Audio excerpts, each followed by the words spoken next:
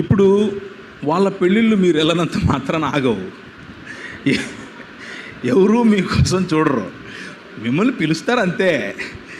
మీరు వెళ్ళినా వెళ్ళకపోయినా మియా బీవీ రాజీతో క్యా కరేగా కాజీ, అవునా కదా? వాళ్ళిద్దరూ ఒప్పుకుంటారు, కుబూల్ హై అంటారు. లేకపోతే పంతులు గారు మంగళం భగవాన్ విశ్వం చదువుతాడు, అయిపోతుంది.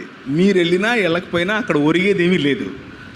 కానీ ఆ ఒక్క వారంలో ఆదివారం పూట మీకున్నటువంటి ఆరాధన భావాన్ని మీరు మీ ప్రభువుతో, వాట్ ఈస్ దిస్, ఇదేంటి, ఇది జస్ట్ ఒక సమాజ మందిరం కాదు, this is a temple of God. ఇది దేవునితో కలుసుకునేటటువంటి, మనందరం ఇలా కలిసినప్పుడు దేవుడు మన మధ్య నివాసం చేస్తాడు.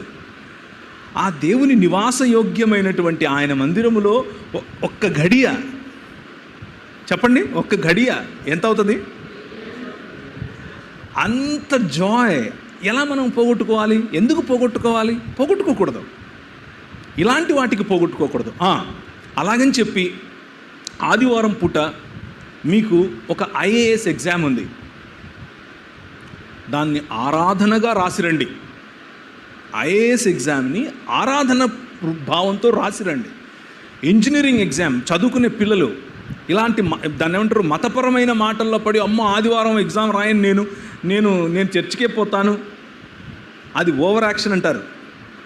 వెళ్ళండి, చదివిన చదువుకు ఆరాధన భావనతో దేవుని కోసం ఎత్తైన చోట, ఇశ్రాయేలు నీ భాగ్యం ఎంత గొప్పది, యెహోవా రక్షకుడు కాగల నీ భాగ్యం ఎంత గొప్పది, అన్యజనులు నీ ఎదుట నీతో ఏకీభవించినట్లు వేషాలేస్తారు, కానీ నువ్వు వారి ఉన్నత స్థలములను తొక్కుతావు.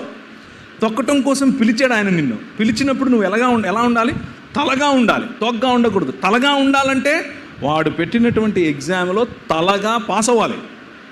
సో అలాంటి వాటికి మీ పిల్లల్ని అనుమతించండి, పంపండి. పెళ్ళిళ్ళు అయ్యారు, పెద్ద మనుషులు అయ్యాయి, ఓణీల ఫంక్షన్ వచ్చింది, మా పక్కింట్లో కేక్ కట్ చేస్తున్నారు, మీరు వెళ్ళినా వెళ్ళకపోయినా ఫరక్ నీ పడతా, ఎవడు పట్టించుకోండి నిన్ను. నువ్వు వచ్చావు, తిన్నావు, వెళ్ళావు, నువ్వు భూమికి భారం వాడికి అంతే. వచ్చావు, ఒక ప్లేట్ ఎక్కువైంది అనుకుంటున్నాడు, దానివల్ల ఏంటి లాభం? ఇది ముఖ్యం. సో ప్రాధాన్యతలు ఎక్కడున్నాయి?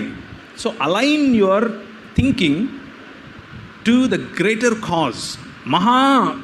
ఈ సృష్టిలో జరుగుతున్నటువంటి దేవుని యొక్క ఒక పెద్ద సంకల్పం, ఆ మహాసంకల్పానికి తగినట్లుగా నీ పద్ధతులను, నీ ఆలోచనలను అలైన్ చేసుకో. That is what you should do. అది ఆదివారమైనా శుక్రవారమైనా.